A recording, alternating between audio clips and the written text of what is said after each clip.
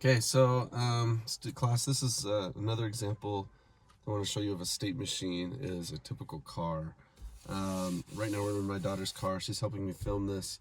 The car doesn't have the key in it, so it's in a resting state, right? In this state, if I open the door, it'll tell me the door's open and lights will still work and stuff. But besides that, not much else. Oh, I can lock and unlock the car. So it's paying attention to a sensor on the door, a button right here, buttons for the lights.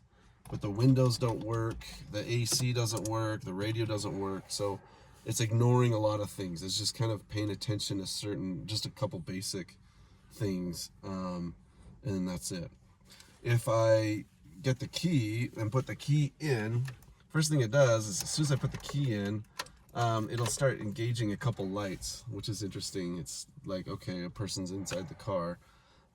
If I turn it to the first auxiliary position, well, let's see. So there's right now, if you could, I don't know if you can see the side here, but I'm in a 0 point, and then up above here, there's actually written a 1, 2, 3, 4. Okay, so in the 0 position, we're at rest.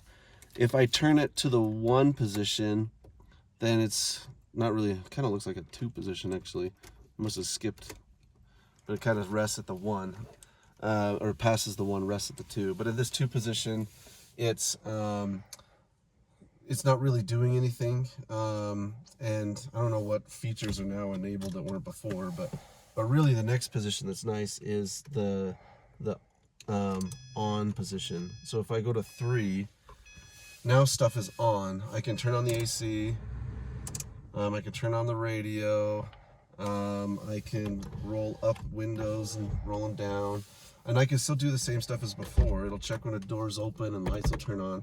It just has an added level of functionality. So now the computer is paying attention to more things, okay? And it's actually the same state would be if we were running. The only difference is we haven't turned it on yet, and the engine knows, the computer knows that. So to start the car, I have to turn it to the start position. That's position 4. And what that does is when I turn it just a little bit, I'm sending power through a relay to a starter motor that's now turning this big gear that's turning the crankshaft and getting the engine started. And as soon as it starts, I don't need the starter motor to be attached to the engine running anymore, because it'll just burn out the starter motor. So we only hold it to start for just a second, and then once it starts, we let go, and we go back to this on position that we're in right now. But now the engine will be running, okay? So here we'll do that. So now in this position, the engine's running. The computer is now monitoring a lot of things, right? There's a lot of emissions and engine stuff. It's making sure, it'll tell me a warning if something's not working right. So the computer has a lot more to think about and to do because it's in its full operating state. Okay, now I can take it out of park if I want to and back up, or I could do all sorts of things. So if I now go back out of this state, out of its running state, I just take it from that 3 position back to the ACC, or the accessory position, position 2. Now the engine's off. I can I can't really do anything again. I can't roll the windows up or down. I can't take the key out yet, but it's kind of in this position. If I turn it all the way out, now I can take the key out, and we're kind of back to our resting state. So again, the point is that a car has it's like a state machine. When the key is in a certain position, the computer is paying attention to certain button presses. It's paying attention to certain sensors. Like in this state, it doesn't care what the O2 sensor is saying on the engine.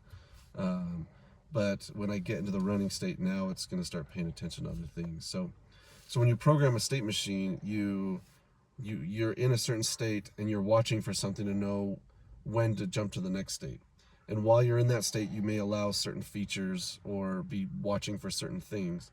But as soon as you jump to the next state, now you're probably worried about a different set of things. And then when you get into another state, you have another set. So when you're programming a state machine, I thought this was a good example as a car.